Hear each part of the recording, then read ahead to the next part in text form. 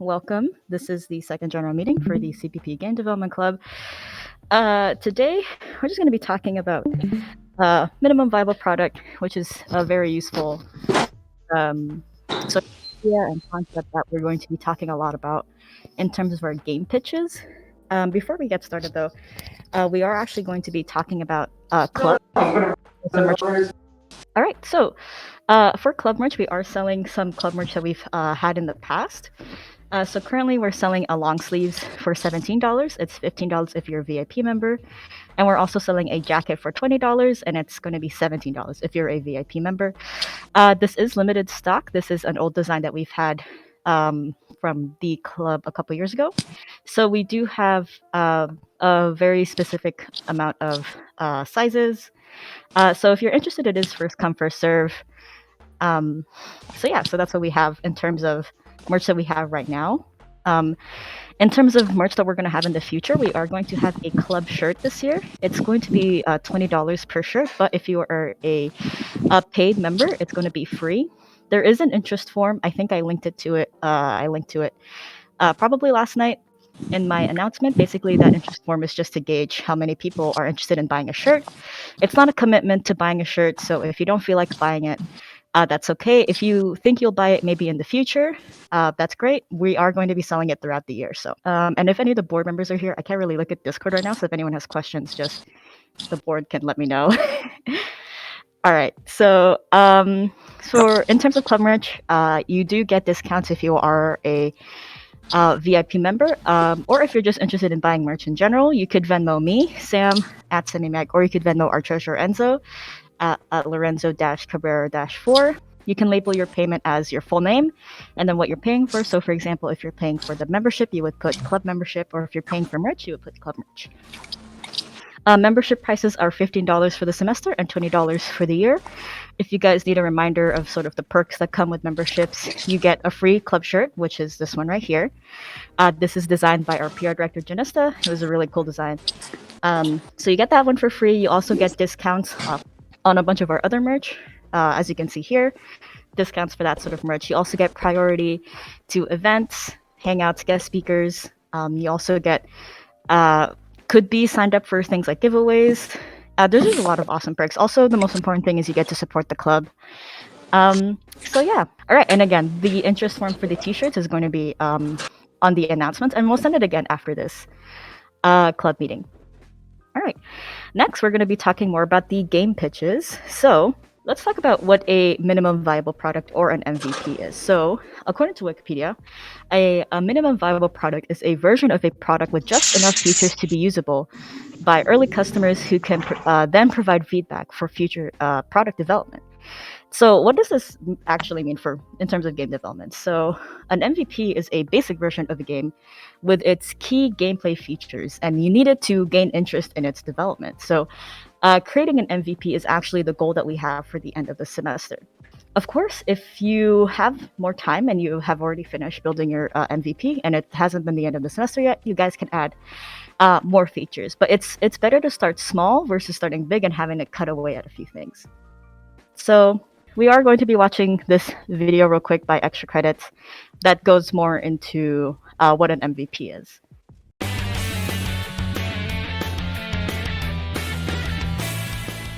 During the last 2 episodes, we've stressed how important it is to make your first game something small. But this is so important that this time we're going to dedicate the entire episode to it. This will serve you in good stead not only when you're creating your first game, but also when prototyping for anything else you do. In development, there's a term called minimum viable product, which refers to the smallest thing you can possibly make that'll still give you useful data once released. That should be your goal. Even when James is called in to work on a multi-million-dollar project that has a development time of 3 years, one of the first things he'll tell them is that if they don't have a prototype up in the first 3 weeks, they're doing it wrong. When you can actually play your game, you'll discover all sorts of things that you didn't account for when you were just designing the game in your head. You'll find edge cases where your mechanics are broken, or places where your game just falls apart. You'll find what's really engaging rather than just trying to build something that you hope is engaging, and you'll discover what will add the most to the experience you're creating. Okay, so you've heard me say cut and cut and cut, and that when you think you're done cutting, you're probably not done cutting, but you do have to stop cutting sometimes. So how do we determine when we're down to that minimum viable product? Well, this one is a bit tough, and you're going to get better at it with experience, but the basic idea is to find the absolute minimum set of features that won't affect core development. If you could cut a feature and still technically ship your game, it's probably not part of your minimum viable product. But because this is as much an art as it is a science, let's run through some examples so we're all on the same footing. Let's start with Super Mario Bros. What do we need in order to test if the fundamental gameplay of Super Mario Bros. Is engaging? What's the minimum that we can build and test before deciding if what we have is something worth expanding upon with additional features? Well, do we need Koopas? No. Fire flowers? Nope. Bowser? Nope. Pipes that you can climb down? No. Pipes at all? No. Water levels, mushrooms, hidden blocks, extra lives? No. So what do we need? Well, for Mario, the minimum viable product is probably one level where you can move, jump, and fall into pits. That's it. If just that much is engaging, you'll be able to add all those other features later and make it even better. But if running along and jumping over pits doesn't feel good, Super Mario Bros. Simply doesn't work, no matter how many extra features you throw in. So you've got to make sure that that core is working first. Although, in this particular case, I'd probably throw in 2 other features that aren't strictly necessary, but they will make a big difference. First, a trigger which resets the level if the player falls into the pit, just so testing is easier, and to make sure that this aspect isn't just unpalatable to players. And second, the ability to change from walking to running, since the Mario jump mechanic is so dependent on the run button. But that's it. 1 level, 3 features, and you've got a game. Don't believe something this simple could be engaging? Well, set the character to auto-run and you've basically built Cannibalt. When building your first game, or prototyping a larger one, you'll find that you can strip out all of the content, all of the things that aren't rules that control the play itself, but rather elements that are created out of those rules. So enemy types, levels, different weapons, all of that can usually get cut. You might want to include one thing from each category just to test the larger rules, but no more than that, because it's really easy to get mired down in making all of that content. And the truth is, games with lots of content but without a solid foundation are rarely good. Perhaps worse, as a creator, when your game's packed with content, it's generally harder to figure out why the foundation's not working. If you test your prototype with a lot of content thrown in, it'll be harder for players to put their fingers on exactly what it is that needs improvement, as all of that content just clutters what's wrong, and they'll be more likely to tell you about bad pieces of content rather than the underlying reasons why that content didn't create a positive experience. It just adds complexity in a situation where you really need to be honing your game's core foundation. Okay, so let's try another one. Old school JRPGs. Now this one can fool people because most designers tend to think of these games in terms of content rather than gameplay. It's easy to get caught up in the story you want to tell, or the massive lists of items and enemies. But if the player has to slog through 80 hours of weak gameplay in order to access that story you've got in mind, you've done your player a disservice. In fact, that's some of what's contributed to the decline in the popularity of traditional JRPGs this decade. So take a game like Final Fantasy IV.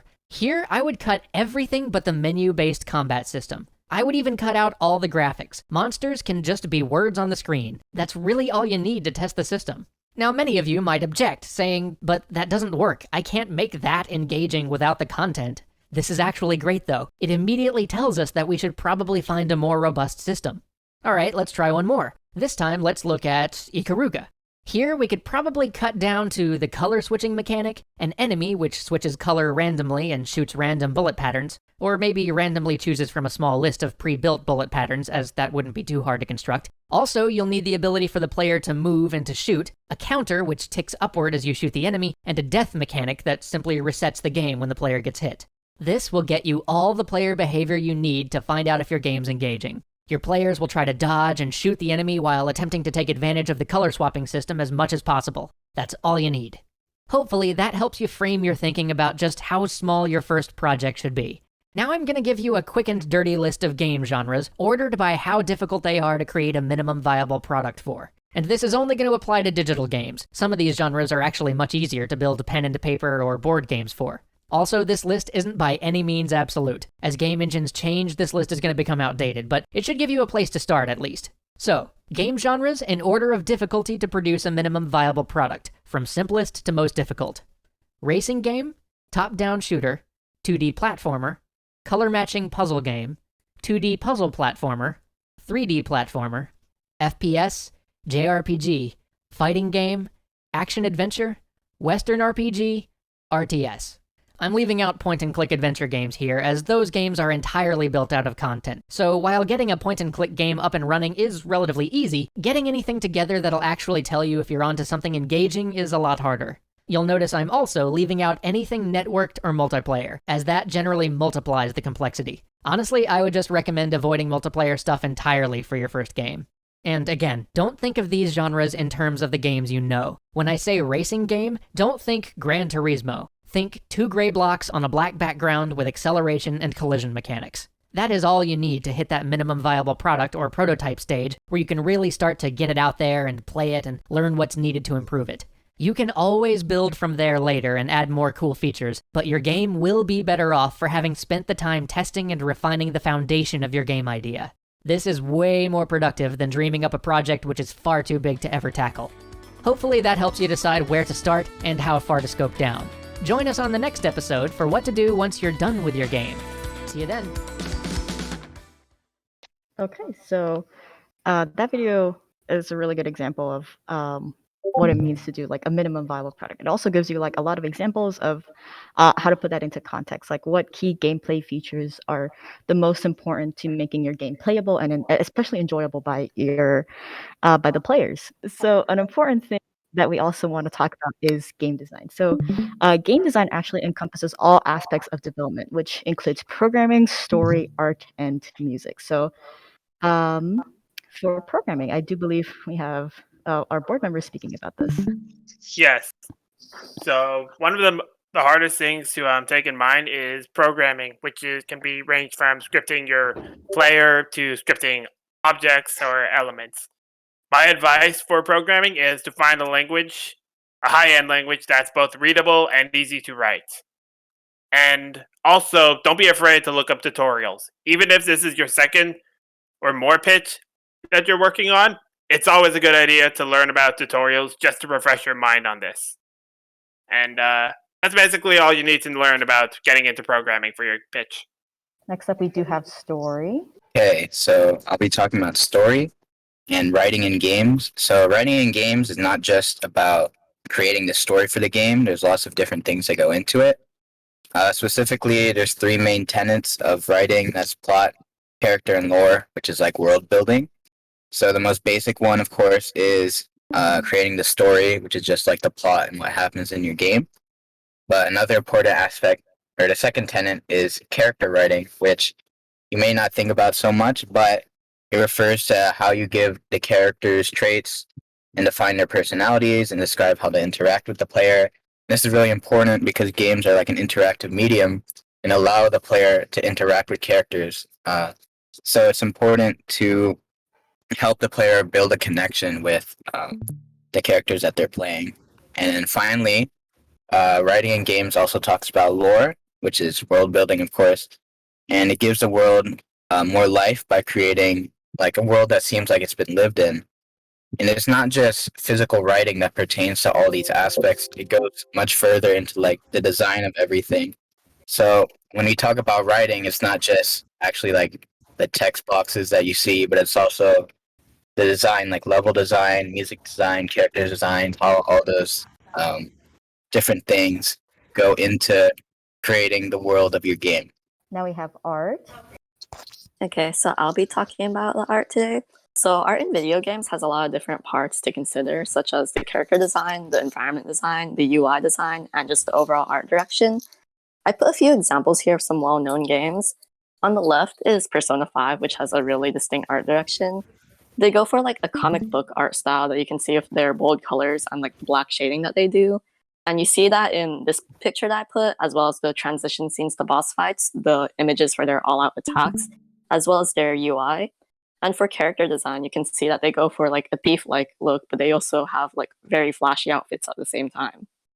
On the right, I have concept art for the Guardians for Breath of the Wild, and below is what they ended up looking like in the actual game. So you can see that you can actually go a completely different direction than what you initially planned. They started off with a very much like darker and more cryptic look for their Guardians, but if you've played the game, you know that they went for a really different art direction overall. And then finally, we have music. So music in games can be either just regular background music, but it also can be signals and sound effects. So for background music, it reflects the mood of your game. So if it's upbeat and happy, that's usually more peaceful mood, or you're safe. If it's calm and like metallic, it's like kind of sad, and it's like a sad moment. Or if it's like lower and it picks up the pace, then you're in danger. And then for signal and sound effects, this refers to anything that lets you as the player know that something is happening. So like in Valorant or like CSGO, you listen for like footsteps or like sounds that like a bomb has been planted or where people are. In things like Pokemon, you hear like an alert sound when you go into combat too, or if there's a Pokemon nearby. And then for things like Among Us, you hear like the reactor sounds, and there's also emergency meetings to know what's happening. Yeah, thank you so much, everyone. So game design, like I said earlier, encompasses all of these aspects: programming, story, music, art. Our goal in this club is to actually have everyone be a well-rounded game designer. So you don't have to be good at all of these aspects. We're not asking you to be talented artists or gifted musicians or, intelligent programmers. We're asking you to understand all of these aspects and understand their importance to the whole of the games. That is the most important part of game design. So we don't want to separate these aspects from each other. We don't want programmers to be separate from artists and story writers and musicians or anything like that. We want them to collaborate with one another in order to make a very cohesive game. All right, so how do I become a game designer, or how do I become a better game designer? So obviously, most obvious one is we attend the meetings and the workshops. The workshops is actually the most important one. While in meetings, we just go over like general club stuff. Workshops are more specialized. So every Friday, we actually hold a workshop that goes over each aspect of game design. So programming, story, art, and music. So this week, actually, on Friday, is our very first workshop. It's going to be at 5 p.m. and the topic is going to be Unity and GitHub. So for anyone who's unfamiliar, Unity is the most popular game engine that is used by the club, and that's a game engine where basically you put your code into it to basically develop a game, and you could put assets such as music, story, art, and all of those things. We're going to go over the basics, how to use it, very beginner friendly. And then for GitHub, it's just a repository website where we mostly use it for collaboration between programmers and also other aspects of game development, as like the artists and the musicians and everything, and so on and so forth. So we're also going to be going over that. I believe the workshop itself is going to be heavily focused on Unity, and then I think we have a video that is coming up on that same day that is about GitHub. Yeah, So, the GitHub part will be a video.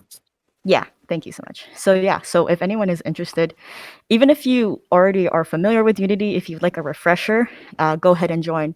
For any of you, I know a lot of you guys, when we met you at the club fair, or if you were just asking in general, like, hey, I'm not very good at programming, or I've never programmed a game, or I've never made a game before. Can I still join this club? Of course you can, because we offer all of these opportunities for you guys to learn. So this is one of the best opportunities you guys have to learn more about game development. So some tips for the team lead. So this is in regards to the game pitch. If you are applying for the game pitch, you are putting forth the idea for your game, which means you are assigned the team leader because you're the one who has the idea. So I believe this is Larry's example of sort of tips for them, if you wanted to go over it, Larry. Yeah, so basically, what me and Jonah did is that because not everyone will have the same experience, especially in programming or in art direction or something like that. So we broke down our game to its core mechanics, just like in the video of the MVP that was described. And basically, we talked to each person on our team, asked them like where are their strengths, do they have any weaknesses, and it's okay if if they're not even like aware of like what they're good at, or if they don't have any familiarity with the topic. So what we ended up doing is that when we broke it down, we gave brief descriptions of what we wanted from that certain mechanic. And then we also provided some YouTube videos because we knew that some of the workshops wouldn't be coming till later. So we provided some YouTube videos to help guide them in creating that certain mechanic. And then eventually, through everyone's efforts, we would recompile everything back into our main game. And then I will also be sending out a sample of our game breakdown document in the chat later today. Yeah, so again, this is not all team leads have to do it, but I highly recommend it, especially if you have members who might be confused as to what they should be doing on your team. This is some really good advice. Also, we have a very special announcement. Janessa, did you want to talk about this one? Oh, yeah, sure. So basically, we're going to be holding a competition to decide what our club mascot for the year will be. The competition will be from September 7th to September 21st, and anyone in the club is free to enter. We have a Google form where you can submit your mascot design that has some of the guidelines. So you guys should check out the form and read that. But yeah, basically, anyone will be able to create a drawing to design a mascot for the club, and we'll be using that mascot for the year.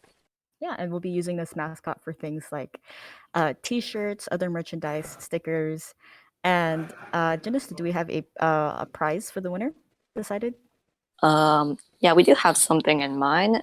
We have some people here from Amazon Prime Student if they'd like to talk about it. Hi, everyone. My name is Ty. I am the Amazon Prime Campus Manager with CPP, and we are proud to collaborate with this mascot design contest with CPP GDC. So, real quick, just as a way to like kind of incentivize you to listen, we have a giveaway with this event. It's going to be an Amazon $25 gift card for the winner, and all you have to do is just participate and hear I guess just participate in the design contest. So I hope you guys are interested. We'll talk more about it in the future, so keep an ear out for that. Thank you. Yeah, thank you so much, Ty. So yeah, like what he said, our club, the Game Design and Development Club, is working in collaboration with Amazon Prime Student. So anyone who decides to enter the club mascot competition will also be entered into a giveaway for a $25 Amazon gift card. And on top of that, we also will be offering a prize to the winner of the mascot design contest. However, I don't think the prize has been finalized, but just know if you do win, there will be a prize. But the giveaway will be separate from that. So that's mostly all for today's meeting. Again, I just wanted to reiterate some of the important things. Club merchandise.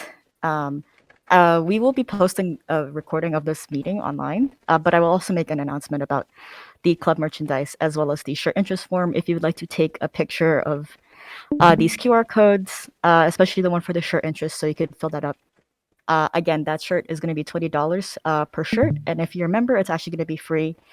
For anyone who's interested in membership or anyone who's interested in buying a shirt or any of the other merchandise we showed earlier, go ahead and let me just go all the way back to that page.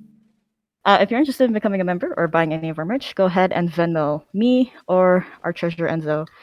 Label your payment as your full name and whatever you're paying for, and those are the prices for the membership: 15 for the semester and 20 for the whole year. And again, if you are a member, you get the club shirt for free, and you also get discounts on other merchandise as well as priority to events and giveaways and such. The other thing to note is that this Friday is our Unity/GitHub workshop. It's also going to be held online on this Discord channel. It's going to be at 5 p.m. and we're going to be talking mostly about Unity, and then there will be a video on our YouTube channel more about GitHub. Oh, and finally, again, most importantly, game pitches are due next Monday. So it's due 13th at 11:59 p.m. So anyone who is interested in leading a team for game pitch this semester, making that MVP like we saw in the video, anyone is more than welcome to.